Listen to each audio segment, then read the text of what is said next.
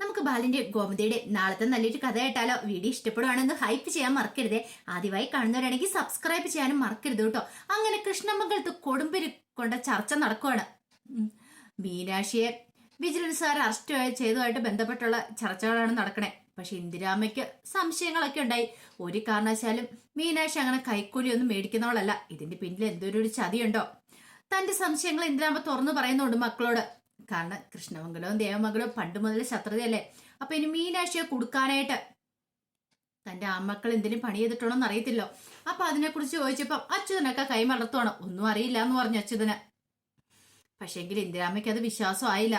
ഇന്ദിരാമ്മ പറഞ്ഞു, ഒരു കാര്യം ഞാൻ പറഞ്ഞേക്കാം, എന്തെങ്കിലും ചതി ആ കുടുംബത്തോട് അല്ലെങ്കിൽ മീനാക്ഷിയോട് നിങ്ങൾ ചെയ്തിട്ടുണ്ടെങ്കിൽ ബാലനൊന്നും വെറുതെ ഇരിക്കില്ല. അറിയാലോ, ഇതിനു മുമ്പുണ്ടായ അനുഭവങ്ങളൊക്കെ എല്ലാവരും നന്നായിട്ട് ഓർത്തു വെച്ചോണം.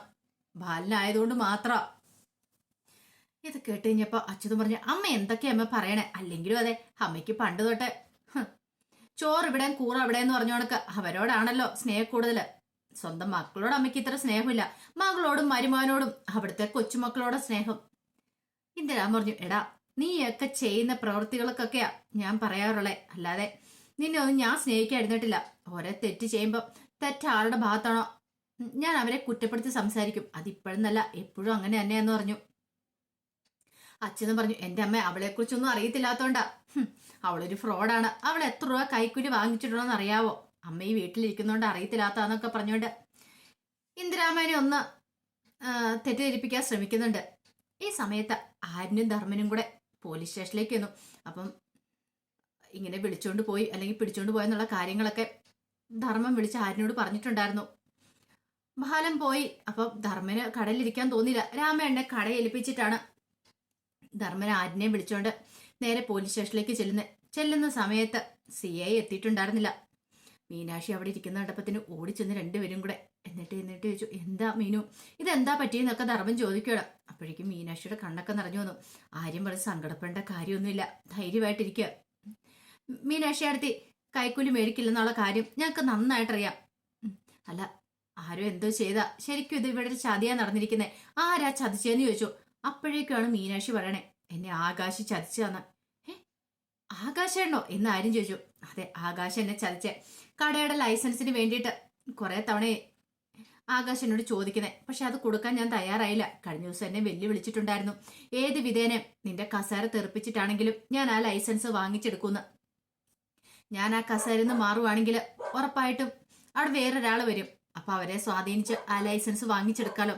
അപ്പൊ അതിനു വേണ്ടിയിട്ട് ആകാശ് ചെയ്ത ചതിയാന്ന് പറഞ്ഞു. അത് കേട്ടപ്പം ആര്യം പറഞ്ഞു, ആകാശാണ് അങ്ങനെ ചെയ്യുവോ?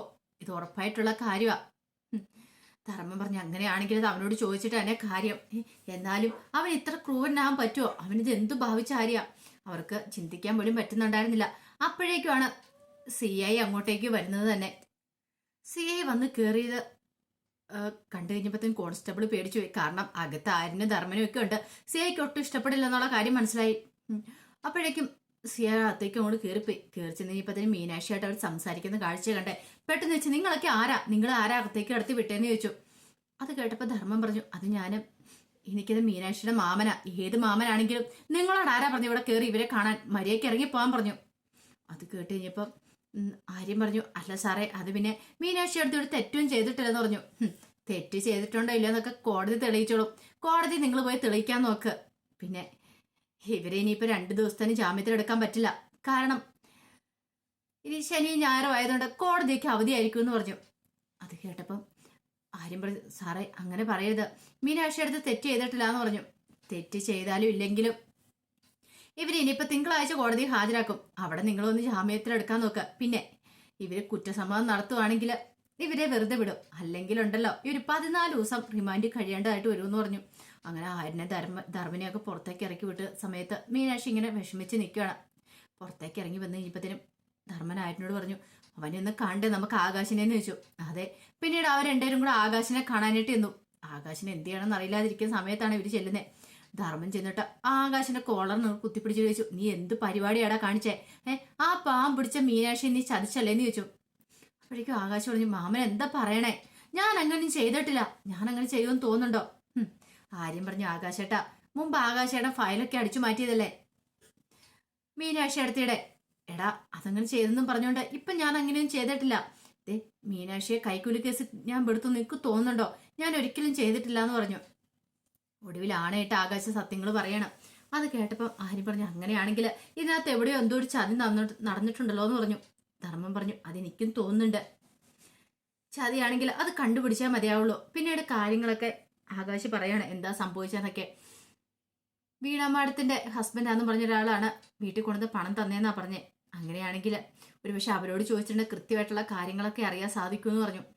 ശരി, നമുക്കൊന്ന് പോയി നോക്കാം, വീണ മാഡത്തിന്റെ വീട്ടിൽ ഒന്ന് പോയി നോക്കാന്നൊക്കെ പറഞ്ഞു. ഈ സമയത്ത് മിത്ര വീട്ടിലേക്ക് വരുവാണ്. വീട്ടിലേക്ക് വന്നു കഴിഞ്ഞപ്പോൾ ഗോമതി ഓടി ഇറങ്ങി ചിന്തിച്ചു, എന്തായി മോളെ കാര്യങ്ങള്? മീനാക്ഷി എന്തിയേ? മീനാക്ഷിയെ വിട്ടില്ല എന്നൊക്കെ ചോദിച്ചു. മിത്ര പറഞ്ഞു, അത് പിന്നെ അപ്പച്ചി എന്താ കാര്യം? ശ്രീദേവും കൂടെ ഇറങ്ങി വന്ന് കാര്യങ്ങൾ ചോദിക്കുന്നുണ്ട്. അപ്പോഴാണ് മിത്ര കാര്യം പറയണേ. മീനാക്ഷി എടുത്ത് പെട്ടെന്ന് നമുക്ക് ഇറക്കിക്കൊണ്ടിരാൻ പറ്റില്ല, 2 ദിവസത്തിന് കോടതി അവധിയാണ്. ഇപ്പൊ തിങ്കളാഴ്ച കോടതിയെ ഹാജരാക്കും.